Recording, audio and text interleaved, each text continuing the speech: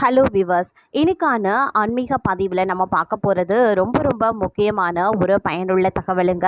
அதாவது பூரி ஜெகநாதன் கோவில் ரத யாத்திரை பற்றியும் அதனுடைய வரலாறு பற்றியும் பார்க்க போகிறோம். அது மட்டும் இல்லாமல் அங்கே வீற்றிருக்கக்கூடிய சிலைகளினுடைய ரகசியம் மற்றும் 8 வியப்பூட்டக்கூடிய மர்மங்களை பற்றிய அதிசய தகவல்களை பற்றியும் தான் இன்னைக்கு ஆன்மீக தகவலில் நாம் தெரிஞ்சுக்க போகிறோம். ஸோ இந்த பதிவு உங்களுக்கு மிக பயனுள்ள விகிதத்தில் இருக்கும். வீடியோவை ஸ்கிப் பண்ணாமல் கடைசி வரைக்கும் பாருங்கள். வீடியோக்குள்ளே போகிறதுக்கு முன்னாடி இது வரைக்கும் நீங்கள் நம்ம சேனலை சப்ஸ்கிரைப் பண்ணலை அப்படின்னா உடனே சப்ஸ்கிரைப் பண்ணிக்கோங்க.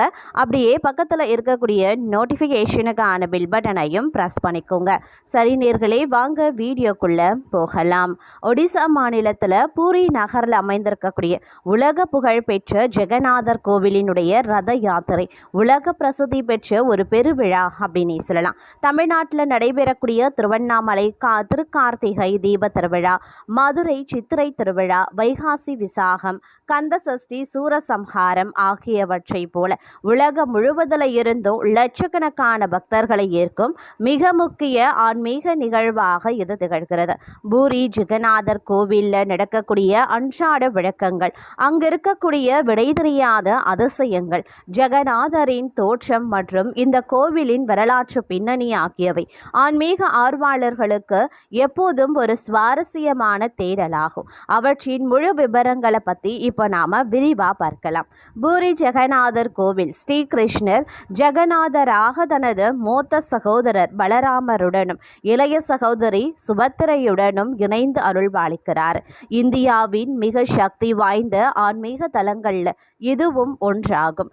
இந்த ரத யாத்திரை பூரி ஜெகநாதர் கோவிலில் இருந்த சுமார் 3 கிலோமீட்டர் தொலைவில் அமைந்திருக்கக்கூடிய குண்டச்சி தேவி கோவில் வரை நடைபெறுதுங்க. கிருஷ்ணர் தனது அண்ணன் மற்றும் தங்கையுடன் தனது அத்தையின் இல்லத்திற்கு சென்று சில நாட்கள் தங்கி வருவதே ரத யாத்திரையாக கொண்டாடப்படுகிறது. புராணங்களின்படி ஜெகநாதரின் அத்தை குண்டச்சா தேவி கட்டியதாக கருதப்படும் இந்த ஆலயம் மற்றொரு பிருந்தாவனமாக போற்றப்படுகிறது. ஒவ்வொரு ஆண்டும் இக்கோவிலுக்கு சென்று சில நாட்கள் தங்கி பக்தர்களுக்கு அருள்பாலிக்கும் இந்த 3 தெய்வங்களும் பின்னர் பஹீடா யாத்திரை எனப்படும் திரும்பும் ரத யாத்திரை மூலம் மீண்டும் முதன்மை கோவிலுக்கு எழுந்தருளறாங்க. 3 தேவர்களின் தனித்துவ சிறப்புகள் ரத யாத்திரையின் போது ஜெகநாதர், பலராமர் மற்றும் சுபத்திரை ஆகியோர் தனித்தனி தேர்களில் வீதி உலா வருகின்றனர். இதற்காக ஆண்டுதோறும் ஒவ்வொரு ஆண்டும் 3 புதிய தேர்கள் செய்யப்படுகிறது. நந்திகோஷ தேர் பார்த்தீங்கன்னா ஜெகநாதருக்காக 16 சக்கரங்களை கொண்டிருக்கிறது. தலத்வாஜா தேர் பலராமருக்காக செய்யப்படும் இத்தேர் 14 சக்கரங்களை கொண்டது. தர்பதலன தேர் சுபத்திரைக்காக செய்யப்படும் இந்த தேர் 12 சக்கரங்களை கொண்டிருக்கிறது. இந்த 3 தேர்களுமே தனித்தனியே புனித கயிறுகள் பயன்படுத்தப்படுவது குறிப்பிடத்தக்கது.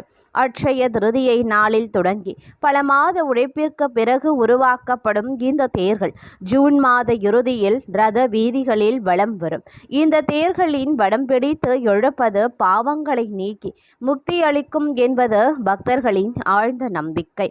ரத யாத்திரை தொடங்கும் முன்னே தங்க துடைப்பத்தால் கூட்டும் பூரி மன்னர், அதாவது ரத யாத்திரை தொடங்குவதற்கு முன்னதாக தேர்கள் செல்லும் பாதையை பூரி மன்னர் தங்க துடப்பத்தால பெருக்கி பன்னீர் தெளித்து சுத்தம் செய்யும் சேரா பஹாரா என்ற சிறப்பு சடங்கு நடைபெறுகிறது. இறைவனுக்கு முன்னால் அரசனும் சாதாரண சேவகனே என்பதை உணர்த்தும் உன்னத சடங்காக இது போற்றப்படுகிறது. கைகளையும் கால்களாலும் இல்லாத முழுமையற்ற சிலைகள் பின்னணி என்ன அப்படிங்கிறத பார்க்கலாம். அதாவது பூரி ஜெகநாதர் கோவிலில் இருக்கக்கூடிய ஜெகநாதர், பலபத்தர் மற்றும் சுபத்திரையின் மர சிலைகள் முழுமையடையாத வடிவில் இருப்பது இந்த கோவிலினுடைய தனி சிறப்பாகவே பார்க்கப்படுது. கைகளும் கால்களும் முழுமையாக செதுக்கப்படாத இந்த சிலைகளுக்கு பின்னால் ஒரு சுவாரஸ்யமான புராண கதையும் இருக்கிறது. அதாவது மால்வா மன்னர் இந்திரயுத்தன் கடல்ல மிதந்து வந்த புனித மரக்கட்டையில இருந்து இந்த திருவுருவங்களை உருவாக்க முடிவு செய்ததாக கூறப்பட்டது. தேவர்களின் சிற்பியான விஸ்வகர்மா மனித உருவில் வந்து யாரும் கதவை திறக்கக்கூடாது என்ற நிபந்தனையுடன் சிலைகளை செதுக்க தொடங்கினார். ஆனால் மன்னர் பொறுமையை இழந்து கதவை திறந்ததால் விஸ்வகர்மா பணியை முடிக்காமல் மறைந்து விட்டார். அதன் காரணமாகவே முழுமையடையாத அந்த உருவங்களை தெய்வீக விருப்பமாக கருதி ஜெகநாதர் கோவிலில் பிரதிஷ்டை செய்யப்பட்டன என்பது புராண நம்பிக்கைகளாகும். பூரி ஜெகநாதரின் திருவுருவமும் மற்ற கோவில்களில் காணப்படும் சிலைகளில் இருந்து முற்றிலும் மாறுபட்டது. பெரிய வட்டமான கண்கள், முழுமையடையாத கைகளும் கால்களும், மரத்தால் செய்யப்பட்ட திருமேனி ஆகியவை அவரது தனிச்சிறப்புகள் அப்படின்னு சொல்லலாம். ஜெகநாதரின் கண்கள் உலகில் இருக்கக்கூடிய அனைத்து உயிர்களையும் சமமாக கருணையுடன் நோக்கும் தெய்வீக பார்வையின் அடையாளமாக கருதப்படுகின்றன. அவை ஒருபோதும் இமைக்காது என்பது இறைவனின் அருள் எப்போதும் பக்தர்களின் மீது நிலைத்திருப்பதை குறிக்கும் என்று நம்பிக்கையில் உள்ளது. அதேபோல ஜெகநாதரின் சிறையிலும் கைகளும் கால்களும் முழுமையாக இல்லாததற்கும் காரணம் உள்ளது. இறைவனுக்கு பக்தர்களை காக்க கைகளும் அவர்களிடம் வர பாதங்களும் தேவையில்லை. அவரது அன்பும் அருளும் அனைத்தையும் நிறைவேற்றும் என்பதே இதன் தத்துவம். அதனால் வெளிப்படையாக முழுமையற்றதாக தோன்றும் இந்த திருவுருவமே பக்தர்களின் பார்வையில் பரிபூரணமாக தெய்வீக வடிவமாக போற்றப்படுகிறது. இந்த கோவிலில் 4 கதவுகள் உள்ளன. ஜெகநாதர் கோவிலின் இந்த 4 வாயில்களும் வெறும் கட்டமைப்புகள் மட்டும் கிடையாது.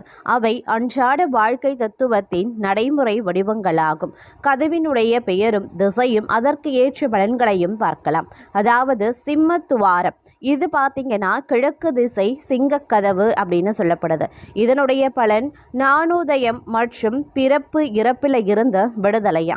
அடுத்து அஸ்வத்வாரம், தெற்கு குதிரை கதவு, வேலை, எல்லையற்ற ஆற்றல், செயல்பாடு மற்றும் நேர்மையான விருப்பங்கள் அனைத்தும் குறிக்கின்றன. வியாகரத் துவாரம், மேற்கு புலி கதவு, மதம், ஒழுக்கம், கடமை மற்றும் அறநெறி நடத்தையை பலன்களாக கொண்டுள்ளன. இறுதியாக ஹஸ்திக் துவாரம், வடக்கு யானை கதவு, பொருள், செல்வ செழிப்பு, மகத்துவம் ஆகிய பலன்களை குறிக்கின்றன. பூரி ஜெகநாதர் கோவிலின் 8 வியப்பூட்டும் அறிவியல் மர்மங்கள். 1. காற்றுக்கு எதிராக பறக்கும் கொடி. கோவிலின் உச்சியில் இருக்கக்கூடிய கொடி எப்போதும் காற்று வீசும் திசைக்கு எதிர் திசையிலேயே பறக்கிறது. நிழல் விடாத கோபுரம். பகலின் எந்த நேரத்திலும் கோவிலின் பிரதான கோபுரத்தின் நிழல் தரையில் விழுவதில்லை. பிரம்ம பதார்த்த ரகசியம். சில ஆண்டுகளுக்கு ஒரு முறை நடைபெறும் நவகலோபரா சடங்கின் போது பழைய சிலையில் இருந்து புதிய சிலைக்கு பிரம்ம பதார்த்தம் மாற்றப்படுகிறது. இந்த ரகசிய சடங்கு முற்றிலும் இருளில் மட்டுமே நடைபெறும். மறையும் கடல் அலை சத்தம். கோவிலின் நுழைவாயிலான சிம்ம துவாரத்தை கடந்து உள்ளே சென்றவுடன் கடலின் அலை சத்தம் முற்றிலும் கேட்பதில்லை. மீண்டும் வெளியே வந்ததும் சத்தம் தெளிவாகவே கேட்கும். தலைகீழாக வீசும் கடற்காற்று. விளக்கமாக பகல்ல கடல்ல இருந்தும் இரவில் நிலத்துல இருந்தும் காற்று வீசும். ஆனால் பூரியில் பகல்ல நிலத்தில் இருந்தும் இரவில் கடல்ல இருந்தும் காற்று வீசுகிறது. அதிசயமான சமையலறை. இந்த கோவில்ல 7 மண்பானைகள் ஒன்றின் மேல் ஒன்றாக அடுக்கி தினசரி பிரசாதம் சமைக்கப்படும் போது அடியில் உள்ள பானை வேகுவதற்கு முன்பாக எல்லாவற்றிற்கும் மேலிருக்கும் பானை முதலில் வெந்து விடுகிறது. பறவைகள் பறக்காத கோபுரம். இக்கோவில் கோபுரத்தின் மீது எந்த பறவையும் பறப்பதில்லை.